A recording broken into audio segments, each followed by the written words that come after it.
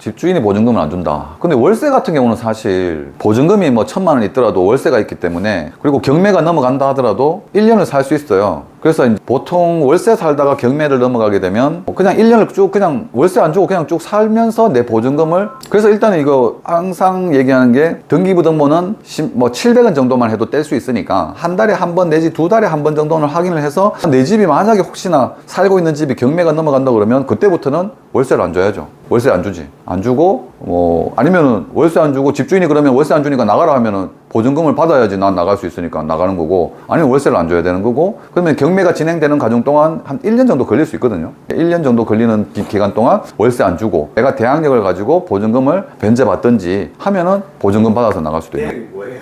대항력 뭔지 모르겠어요. 대항력은 내용이 길어지는데, 대항력은 내가 그러니까 쉽게 얘기해서 제3자에게도 이건 내 집이야, 내 권리를 다 주장할 수 있는 거죠. 집주인과 나와의 관계뿐만이 아니라 제3자 누구의 모든 사람에게 여기는 내 거야, 나한테 권리가 있어. 그래서 집주인한테 집주인이 나가라고 해도 내가 안 나갈 수 있는 대항력이 있고, 그건 당연히 있지만 제3자들이 나가라고 해도 안 나가고 내가 대항을 할 수 있는 그 대항력. 그러니까 경매받은 사람이 나한테 나가라. 아니야, 나 대항력이 있으니까 나는 당신한테 난 대항을 할 수 있어. 내 보증금을 받을 때까지는 안 나가도 돼. 이게 대항력. 근데 이 대항력을 갖추는 게 흔히 얘기하는 이제 전입신고, 뭐 확정일자, 이런 얘기 많이 들어봤잖아요. 대항력 갖추는 건 전입신고. 내가 거주하면서 주민센터 가서 전입신고. 이러면 대항력 갖추게 되는 거죠. 그렇죠. 어차피 집주인은 경매 넘어가가지고 이제는 자기는 포기하고 경매 넘어가면은 그냥 상에서 끝나는 거고, 나는 대항력이 있기 때문에 경매를 받든 누구한테 팔리든 나는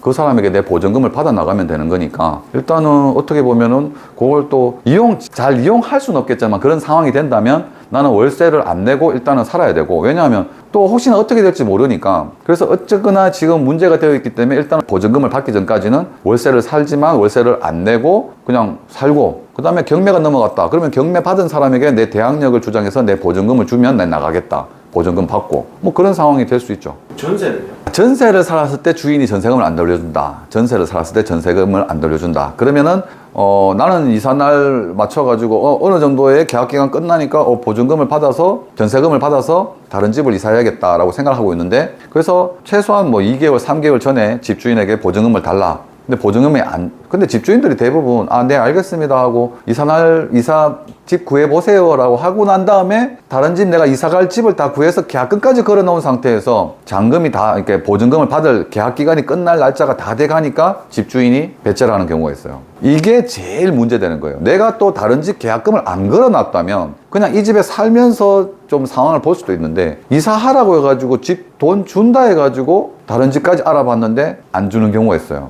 이게 제일 난감한 부분이죠. 이런 부분이.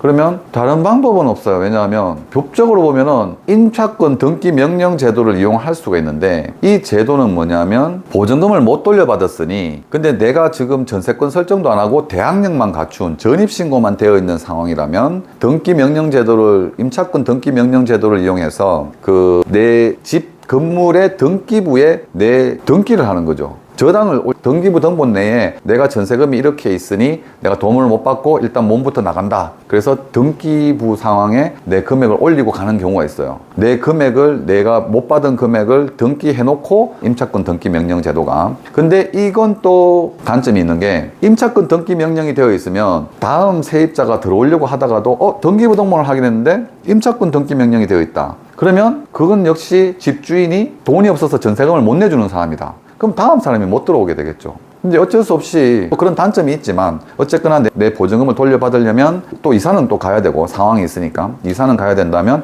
그렇게 등기부 상에 그렇게 등기 명령 제도를 이용해서 등기를 해놓고 나가야 되는 상황이 있죠. 근데 또 집주인이 전세금 안 준다. 그러면 뭐 경매에 넣어야 되고, 아니면 경매에 넣어서 경매 실행해야 되고. 못 받은 사람이 경매에 넣어요? 그렇죠. 등기. 그러니까 그렇게 되면 또 전세권이냐 전입신고를 해놓는 대항력을 갖춘 임차인이냐. 전세권만 있으면, 전세권 설정을 해놨으면 이 전세권 설정해놓은 걸로 바로 경매 실행하면 되고, 근데 전입신고를 해서 대항력을 가진 임차인이다. 그러면 이제 그때는 한 단계를 더 거쳐야 되겠죠. 법무사라든지 이용을 해서 경매 실행될 수 있도록 그때 대항력 있는 임차권을 가지고 경매를 실현하는 판결을 한 번 더 받아야 되는 그런 상황은 있죠. 그러니까 전세금을 안 준다. 근데 이거는 이 상황은 뭐 부동산 찾아가도 되겠지만 부동산에서는 해결해 줄 수 있는 방법이 없으니까 법무사나 변호사 사무실 가서 상담을 해서 방법을 찾아야겠죠. 법무사를 통해서 하는 게 제일 편하죠. 편하다기보다 제일 손쉽게 할 수 있는 게 찾아가서 의뢰하는 게 제일 쉬운 방법이지. 확인을 해서 가압류가 들어온다든지 뭐 이런 상황들을 조금 주시를 해야겠죠. 근데 요즘에는 집주인하고 계약을 할 때 국세 완납 증명서라든지 지방세 완납 증명서도 확인을